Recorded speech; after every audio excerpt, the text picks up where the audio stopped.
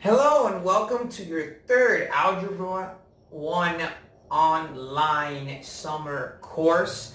I am Mr. Marquez and I am going to be your facilitator throughout this whole summer experience. So you're going to see a lot of me through these videos and hopefully there are a lot of help to you as well.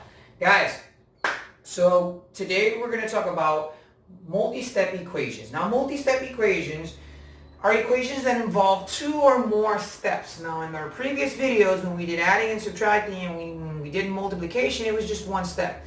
Now multi-step equations are more common in algebra courses and they involve two or more steps. Now for the purpose of our class, we're not going to see equations that involve 5, 6, 7, or 8 steps.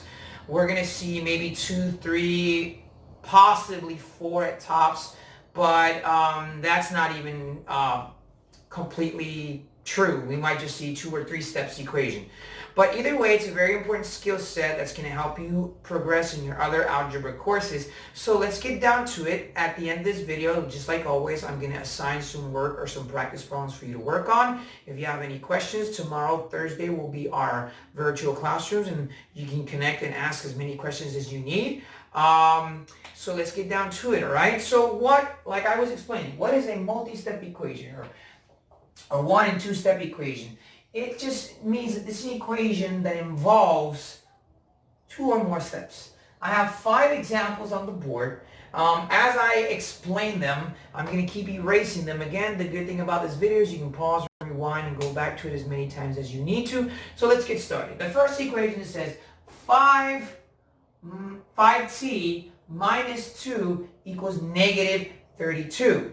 So I want to know the value of t, but t is multiplied by 5, and then I also have these two numbers which are kind of bothersome and I want to get rid of them. So how do I do that? Well, the first thing I'm going to do is I'm going to get rid of the 2. Now, just like whenever we were solving equations with adding or subtracting, if there's a minus sign here, I'm going to do the opposite of subtracting, which in this case is adding, which means I'm going to add 2 on both sides. And this is going to cancel out, and then I have 5t. And it says negative 32 plus 2. Now, whenever I have a positive plus a negative, what I'm going to do is I am going to subtract. So you're actually subtracting 32 minus 2, which is 30. But because 32 is larger than 2, my answer is going to be negative 30 because remember that I'm going to use the sign of the larger number. Now, my next step, it says 5t equals negative 30. So if you reviewed the video before this one and you saw when I did, when I solved the equations by dividing, I said that there's always a question that's being asked of us in this case. The question that the problem is asking us is 5 multiplied by what number equals negative 30? And whenever we're solving this type of equation, we do the opposite of it. So if it's asking me 5 times what number equals negative 30, I'm going to do the opposite of that, which is divide by 5 on both sides, and this is going to cancel out, and my answer is t equals negative 6, okay? So what do I do after that? Well, technically nothing because I'm done, but if I want to check my answer, all I do is I plug in the 6 into my original problem, or the negative 6 in this case. So instead of writing your original problem, which is 5t minus 2 equals negative 32, I'm going to change that into 5 times negative 6 minus 2 equals negative 32. So you use order of operations and you multiply 5 times negative 6, which is negative 30, minus 2 equals negative 32. Now if we add, or not if we add, if we apply the rules of subtracting integers, we know that whenever you are subtracting integers, you're adding the opposite. So this is actually the same thing as saying negative 32 plus negative 2, and my answer is negative 32, so this is correct. So again, what I did here was I applied the rules of subtracting integer, which suggests that I'm going to add the opposite, which means the negative 30, and let me do a little bit more detail just in case you're still having a little bit of trouble with that. The negative 30 doesn't change, the minus turns into a plus, and the positive 2 turns into a negative 2, which is negative 32. So this answer checks out and it's correct. Okay? It's just that here I did it mentally and then here I added that little extra step just in case you need to know what happened or where I got that it wasn't magical, full of rainbows and unicorns. So I'm actually going to go ahead and give you a second to look at that. I'm going to step out of camera real quick. So just to make sure that everything is running smoothly. Again, if you have any questions, you can pause or rewind the video. I'm going to go ahead and erase this, and I'm going to do this example right here, okay? So my other example that I have, and we're going to see some fractions along the way. I know you guys are looking at that fraction thinking to yourself, why, oh, why? But I kind of like them. So you have, the problem says 10 equals 6 minus 2x, okay? Now, again, I want to get rid of the 6, in this case, that is before the 2. Now, you want to pay close attention to this detail because it can be tricky if you're not paying attention. Now, 6, right? 6 is technically a positive because technically you're saying 6 minus 2x. So I want to get rid of it, but I actually have to write the opposite of 6. And the opposite of 6 is minus 6. And I subtract 6 on both sides. And this is going to cancel out because technically this is a positive and this is a negative. And then I'm going to bring down this minus sign here, and I'm also going to bring down the 2x. And then I subtract 10 minus 6, which is 4. So again, all I did was I subtracted 6 because technically this 6 is positive. So minus 6 on both sides, and this side cancels out. And then 10 minus 6 equals 4. I brought down the minus sign here. I brought down the 2x. And all I need to do is just my last step. So you are again poised with the question. Negative 2 multiplied by what number equals 4? Now, some of these exercises you can do them mentally and you probably already know the answer, and that's fine. But I'm going to go ahead and do the step because in the other problems, we're going to see that our answer is not so obvious. All right? So what I do is the opposite of multiplying, which is dividing. So I divide by negative 2 on both sides.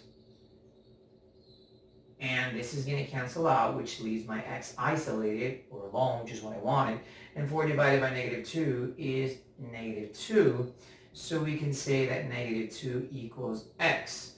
Now to check my answer, just like I did in my previous problem, I'm going to simply plug it in. So I'm going to say, I'm going to check my answer, and instead of writing my original equation, which is 10 equals 6 minus 2x, I'm actually going to go ahead and write 10 equals 6 minus 2 times negative 2, okay? So what's going to happen here is that since there's a minus sign here, and since there's a minus sign here, well, let's just do it step by step. So 10 equals, and I bring down the 6, and 2 minus negative 2 is negative 4, but I have minus negative 4. But remember again, when you're subtracting integers, you're actually adding the opposite. So in reality, this is 10 equals 6 plus 4, and 10, and that equals 10. So this problem checks out. So again, what I did here was I multiplied 2 times negative 2, which is where I got the negative 4. I bring down the minus sign and have 6 minus negative 4. So what I'm going to do there is simply subtract that. But remember that whenever we're subtracting integers, we're adding the opposite. So the 6 doesn't change. The minus turns into a plus, and the negative 4 turns into a positive 4. So 6 plus 4 equals 10, and this checks out. So I'm going to go ahead and leave that there for a couple of seconds, and then I'm going to move on to this example right here, okay? And then we're going to, and I have this example way up there. It's just that I didn't have enough space, so we're going to do this one last.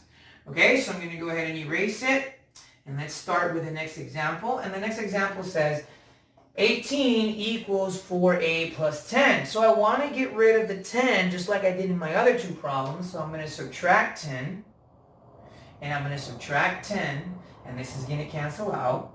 And 18 minus 10 is 8, and I have 4a. So again, I just subtracted 10, 8, and this canceled out. 18 minus 10 is 8, and I bring down the 4a, and now I'm just going to divide by 4 on both sides, and 2 equals 8. So after that, all I need to do is check my answer, which I've done previously. So I'm just going to do the check right here, and it's going to say, instead of writing my original equation, which is 18 equals 4a plus 10, I'm simply going to substitute the a for positive 2, which is what I got in my answer, and it's going to say 4 times 2 plus 10. And 4 times 18 stays the same. 4 times 2 is 8. And of course, 8 plus 10 is 18. So this checks out. It's correct.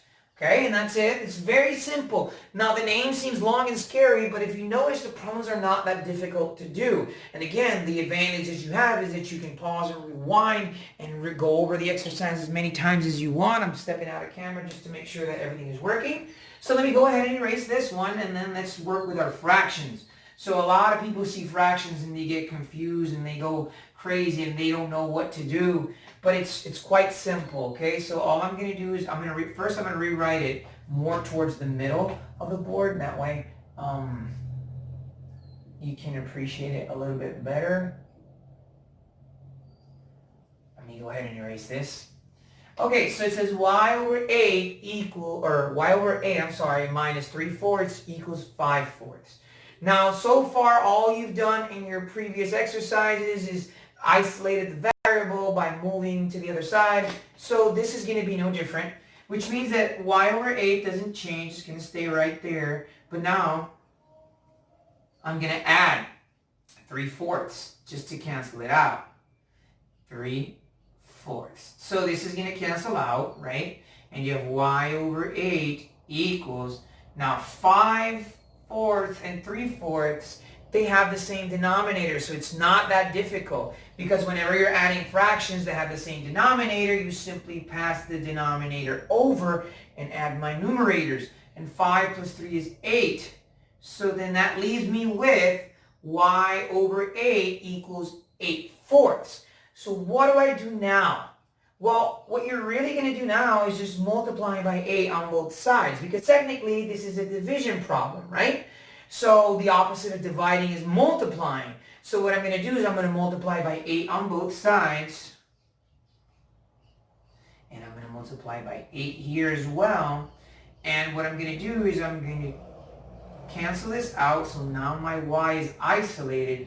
And here what I want to do is I want to write 8 over 1. Why write 8 over 1? Because first of all, technically, since all numbers are real, they are always going to be divided over 1. So that's just a rule that we use in math. And secondly, because that way when I multiply the fractions, it can be easier for me. So there's two ways in which you can multiply this fraction. Multiply your numerators by your numerators and your denominators by your denominators and divide. Or, since we're multiplying, you can cross cancel. Now, I prefer the cross canceling method. For me, it's easier and that avoids the long division. So how or what do I cross cancel? Well, I look at 8 and 1. Is there a number that they have in common besides 1? No, there isn't. So I can't do anything to it. And then I'm going to look at the 8 and the 4. What number divides by 4 that also divides by 8 and I don't get a remainder, or we also call that the greatest common factor? Well, the answer is 4, because if I can divide 4 by 4 and I can divide 8 by 4. So 4 divided by 4 is 1. And 8 divided by 4 is 2. And all I'm going to do now is multiply my numerator by my numerator and my denominator by my denominator, but the multiplication is going to be a lot easier. So you're going to say 8 times 2 is 16, and 1 times 1 is 1, and 16 over 1 equals 16, and that's it. That's the end of that exercise. Now I can check my answer and see if that is correct. And I'm going to check my answer. Basically, what you do here is you plug in your 16 into the original equation. So if the first equation says y over 8 minus 3/4 equals 5/4, I just plug in 16 over 8 minus 3/4 equals 5 over 4. So there are some tricks and tips that you can use to work with fractions that have different denominators. One of the tricks that is used is first looking if I can reduce a fraction. If I can reduce this fraction so that way my denominators are the same. If I can't reduce the fraction to make the denominators the same here, then I have to use other methods like the butterfly method or look for the least common denominator and so on and so forth. But we lucked out on this one. We can actually reduce 16 over 8 to check our answer. So what number can divide by 16? That can also divide by 8, and that would be 2.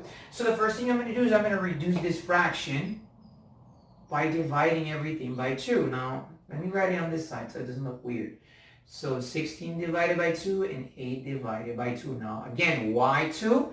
Because 2 is the common factor. It's a number that divides by 16 that also divides by 8. Can I always use this method? Not necessarily. You can only use it when the fractions are, when I have an equivalent fraction. If I don't have an equivalent fraction, I can't use this method. So 16 divided by 2 is 8. And 8 divided by 2 is 4, and I bring down everything else, minus 3/4 and equals 5/4. And because this is an equivalent fraction, that means I can reduce it, and now I got the same denominator. So what I'm going to do now is, now that everything is the same, and I pass all my denominator, which is 4, and I subtract my numerator, which is 8 minus 3, and that's 5. So last example, we're actually going to see a multi-step equation in which you have to first simplify on one side and then actually be able to solve it. So this will be our last example for this video. And then after this, I'll give you the work that you're going to be doing once you've seen this. So you have 8x minus 21 minus 5x equals negative 15. Now, if you go back to your 7th grade pre-algebra, at one point your teacher might have explained what like terms are. And like terms are basically variables or numbers that have the same variables. For example, 8x and 5x are like terms because they both have x, and that x has the same exponent, which is 1 in this case. So what you want to do first is rearrange your equation. You want to write 8x minus 5x minus 21 equals negative 15.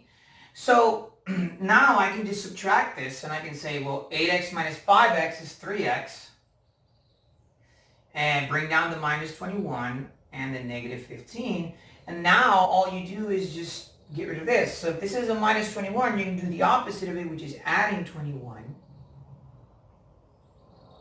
And this is going to cancel out, and you have 3x equals, now negative 15 plus 21, that would be a negative plus a positive. I subtract, so this would be 6. And then I divide by 3 on both sides.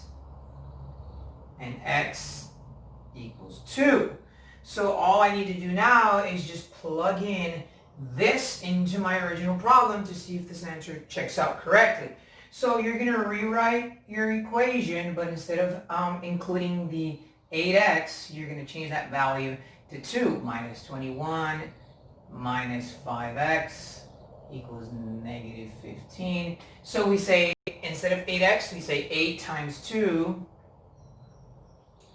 minus 21 minus 5 times 2, and it equals negative 15.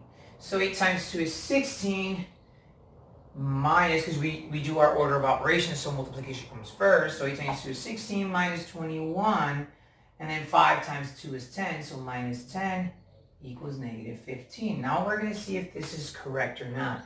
So 16 minus 21 is negative 5 minus 10.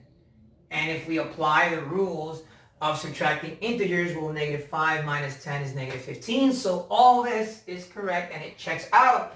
And that's it for this video. That's it for this video lesson, all right? So once you've seen this video, once you've gone over the exercises, once you've reviewed, you can go ahead and go to your math sharpener, and you're going to go to week 3, and you're only going to do day 1. This is the class for Thursday.